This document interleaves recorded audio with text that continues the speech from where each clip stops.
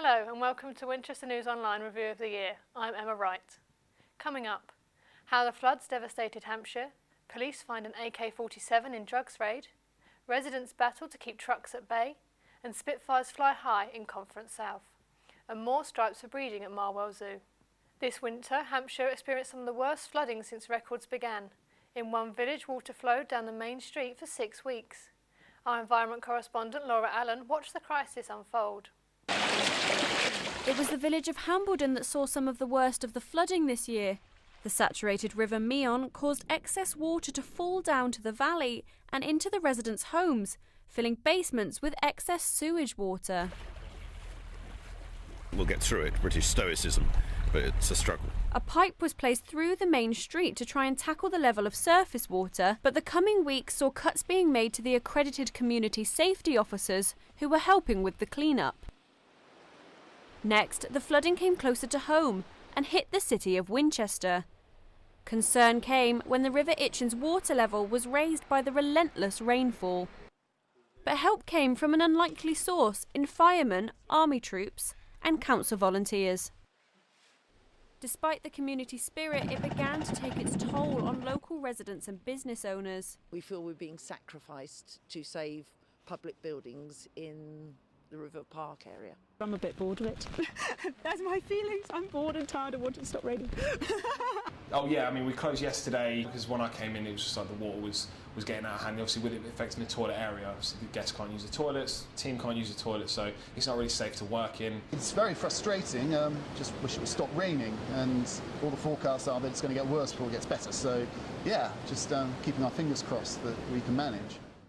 The floods even managed to leak into the Football League, as Winchester City postponed 37 games by the 5th of February this year, with the water level in the road reaching 2 feet at its peak.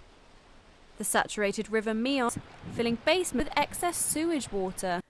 Body cameras, drug raids and hero dogs, Hampshire's police force has been in the headlines. Our crime correspondents take us through some of the major stories on their beat. David Williamson of Howard's Mead, Pennington, will spend 11 years behind bars after an Operation Fortress investigation found him guilty of possession of a firearm and supplying drugs. We will often find weapons when we're doing drugs searches, but it's incredibly unusual to find a weapon such as an AK-47. In this home off Crooksby Road near Farnham, Surrey residents Christine and Lucy Lee were found dead, along with the bodies of 4 puppies. Police arrested an 82-year-old dog breeder who has now been identified as John Lowe of Tilford in Farnham. Mr. Lowe has now been charged with 2 counts of murder and possession of a firearm with intent to endanger life. Dogs like Roxy and her colleague Kane will be given the same honours as their 2-legged partners and receive a certificate of service when they retire. The changes highlight the importance that's placed on police dogs and their support within the extended police family. As such, we're delighted they now receive the recognition they deserve. In surveys carried out by Hampshire Police, over 90% of the public backed the use of these body-worn videos. However, some civil liberty groups have raised concerns over officers' powers to switch the cameras on and off. One of the things that make me feel very uncomfortable is that if this is about accountability, then the police shouldn't be the ones that have immediate access to the footage. I regard the present scheme as profoundly unsatisfactory. The police should be recording every single interaction with the public. National lead in developing policy for the use of this technology is Hampshire's Chief Constable. I understand that people would be worried about any Big Brother aspects of society, and that's why we've taken such measures in creating the guidance. One of the principles is that the body-worn video, although an independent witness, will never fully replace conventional evidence. So policing will always be about the police officer dealing with the public. The winter storms have made the task of restoring Southsea Pier even more challenging. Our business and finance correspondent John Wilson reports on that project and other community efforts to revive some of the county's old landmarks.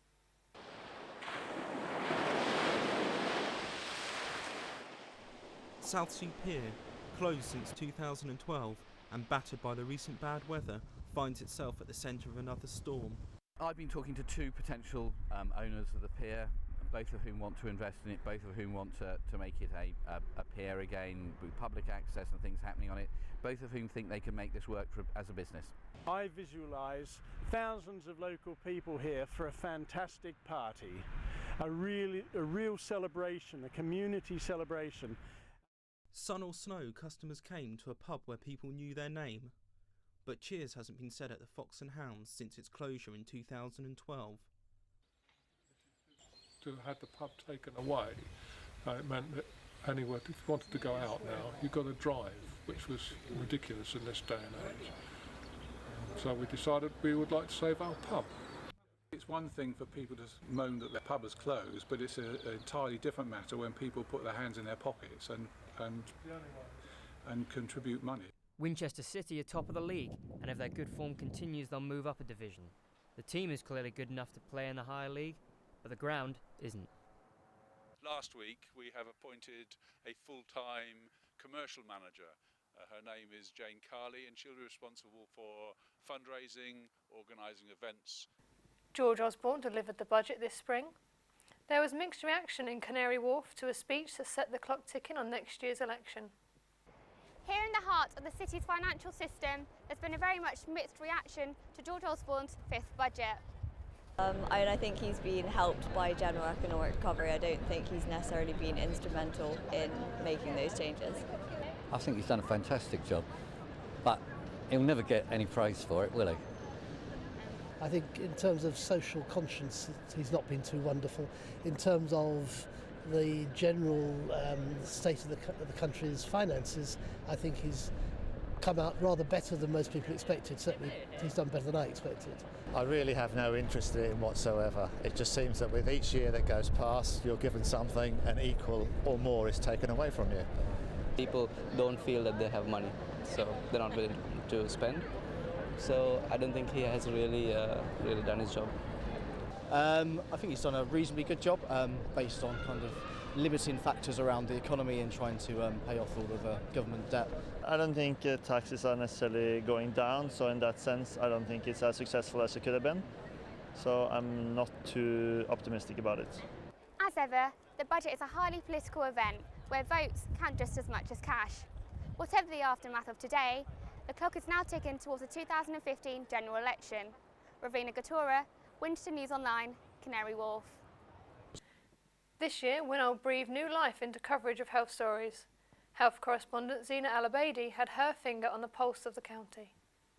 We put one hand there, another hand over the top. Last year, South Central Ambulance Service launched the UK's first defibrillator finding app, showing where your nearest heart starting equipment is located. If somebody has a cardiac arrest out in the community, the chance of survival is about 2%. And that's woefully low. In this country, it's going to be absolutely invaluable, and I have no question that it will save lives. Paramedics since have expressed in reports that awareness has been raised, but there is still much more to be done. In February, there was another UK first as data was released, revealing the most obese places in Britain.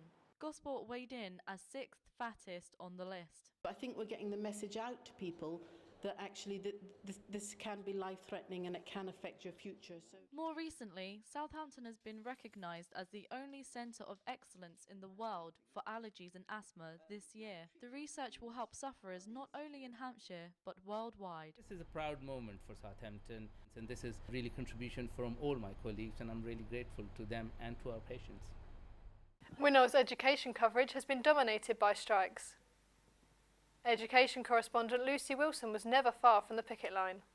What do we want? What do we want it? University staff all over the UK have been striking on and off since the beginning of the year after news that they will receive a 1% pay rise. It might sound like good news, however, in comparison to the University Vice-Chancellor's pay, which averaged at 5%, lecturers and staff felt the pay was unfair. This led to months of random 2-hour strikes, which meant students missed out on lectures. The first of the strikes was on Thursday the 23rd of January, followed by another strike 5 days later. While staff refused to give in, many were concerned about where the anger was being directed. The Deputy Vice-Chancellor of the University of Winchester, Elizabeth Stewart, told us it was unfair as it only affects students. As UCU members at the University of Winchester received unsatisfactory responses to their strike action, they proposed a vote of no confidence in the Vice-Chancellor, Joy Carter, on the 5th of February. On top of this, talks of the possibility of a marking boycott began. The last strike was on Monday, the 10th of February. We've got to get this pay situation sorted out so that the ones at the top don't keep getting so much more than everybody else. We're going to keep fighting. I think the decision to withhold marks from students would be an extremely serious one. I think that we'd have to consider how we responded very carefully. Although meeting next week to discuss it, the UCU branch are working on the basis that the marking boycott will go ahead as planned from April 28th. Lucy Wilson, Winchester News Online. Lanes, trucks and automobiles, Hampshire has experienced quite a few transport changes over the year. Transport correspondent Megan Fisher has the details. Southampton cyclists hit out against claims the new Saltmarsh Junction is safer than the original layout. The Eastern Cycle route has been put into place as 7 cyclists have been hit in the past 3 years. I think it is much safer for cyclists now because the original arrangement had the cyclists running across lanes of traffic and effectively the accident rate there was significant, and we think it was people were not using the bridge for cycling because of the arrangement at the end of it. Firefighters at Romsey have been issued with a new truck to help them respond to emergencies quicker. The new equipment is used to tackle toxic spills and dangerous chemicals. Alresford residents petitioned against HGV traffic going through the town last month. The trucked-off petition was 2,000 signatures strong, and campaigners are waiting on Hampshire County Council's decision. Is blighting people's lives. It's a real growing problem for the whole of the town, not just people who live down here by the medieval bridge. County councillors have given 20-mile-per-hour zones the green light in Winol, Highcliffe and Stanmore. The new speed limits are expected to be in place by spring of this year. Mile an hour I quite agree with, but who's going to stick to it? Because they don't stick with 30 mile an hour. With the Chancellor's large investment into roads in the 2014 budget, motorists are hoping for more change. Megan Fisher, Winchester News Online. Now in sport, over to our reporter Ravina Gatura at the Silver Lake Stadium, home to title challengers Eastleigh FC. With the season coming to a dramatic close, Eastleigh are in contention to win the Conference South. We take a look back at how the Spitfires have fared in the new year. With the tough schedule to look forward to and Bromley sitting comfortable at the top of the table, Eastleigh knew that winning the Conference South would be a tough ask. Craig McAllister gave the home side the perfect start, scoring early on. December's Player of the Month Ben Strevens then doubled the Spitfires' lead before Gosport substitute Dan Woodward gave the visitors a late consolation.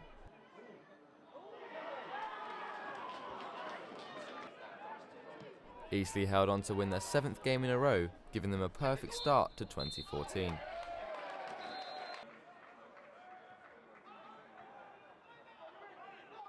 Reece Tyson Lazaris opened the scoring for Maidenhead in a match which tested Eastleigh's character. Reece Connolly got the Spitfires back on level terms, but Matt Ruby put the away side back ahead before half-time.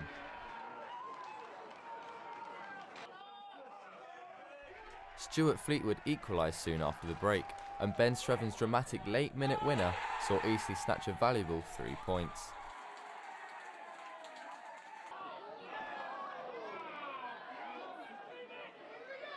Two goal-of-the-season contenders saw the Spitfires go deservedly ahead when they faced playoff hopefuls Weston-super-Mare. Reason's goal continued an impressive season for the striker.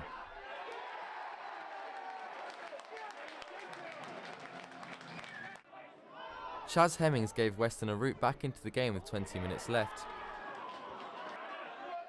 But veteran striker Craig McAllister wrapped up all 3 points for the Spitfires, closing the gap at the top of the table.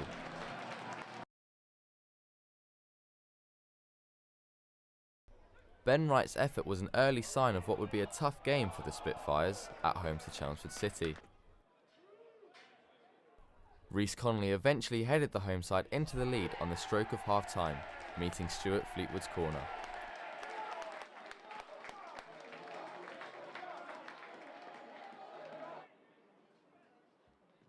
Ben Streven's late header summed up a frustrating night for Eastleigh, but the win took them 2 points away from table toppers Bromley.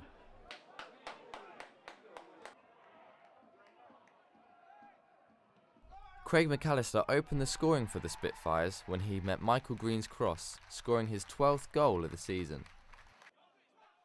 Soon after the opening goal, the visitors went down to 10 men when defender Jordan Brown was shown a straight red for his tackle on Dan Spence. Anthony Church equalised for Stortford before Salisbury loanee Ben Wright regained a deserved Eastleigh lead. The away side were then awarded a controversial penalty, and captain Rhys Prestridge gave the 10 men an unlikely equaliser. Ben Wright once again restored the home side's lead, and he completed his hat-trick soon after. Eastleigh manager Richard Hill spoke to winol after the game. Being top of the league now means nothing if we're not top of the league at the end of the season. Our fans were great today, our fans have been great all season. From the first game of the season. At times we were very, very critical. I don't mind saying that, I don't mind saying it publicly. But they're critical because they want us to do well, not because they just want to come here and watch us play every week. Eastleigh are now top of the table, where they sit 2 points ahead of Bromley with 2 games in hand over the Londoners. But Eastleigh haven't dominated all of this year's excitement. Southampton's very own Billy Morgan competed at the Sochi Winter Olympics, and we went to see where it all began. Southampton's Billy Morgan was the first snowboarder in the world to land a triple backside rodeo.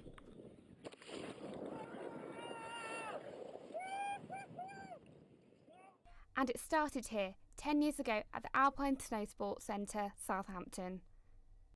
Billy's profile has obviously gone through the roof in the last year or so, ever since he did the triple rodeo that went viral on YouTube, and people like the fact that they're on the same turf that he used to train on, and so people get a bit starstruck by it. So yeah, it's really good that he's associated with the slope. Last year, these ski slopes were virtually empty, but since the success of Jenny Jones and Southampton's Billy Morgan in this year's Winter Olympics, people are eager to get on these slopes and give it a go.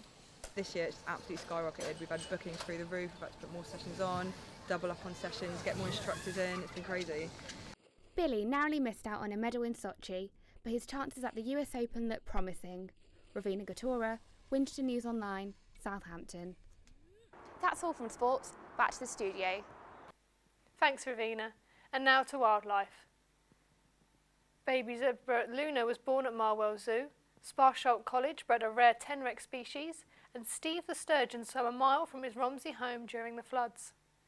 These were just some of the stories covered by environment correspondents. Luna, a Hartman's Mountain zebra, joined the Marble family last October as the firstborn at the zoo for 16 years. There are currently around 8,300 Hartman's Mountain zebras in the wild, and with numbers in decline, the birth of the foal was a very special event. Sparsholt College is the first to successfully breed the Highland Streak tenrec here in the UK. Against the odds, 3 baby tenrecs came into this world towards the end of last year, bumping Sparsholt's collection up to a total of 9 animals and encouraging them to look into developing a breeding program.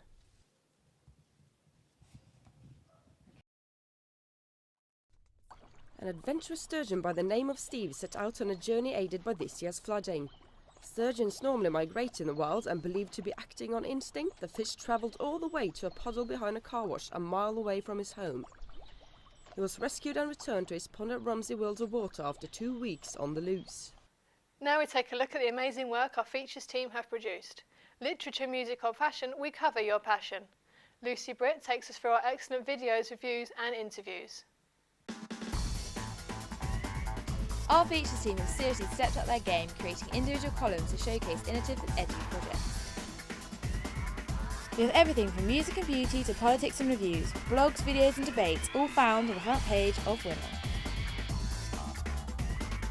our fashion team blagged their way into catwalk shows at London Fashion Week. And puckered up with our favourite lipsticks for Valentine's Day.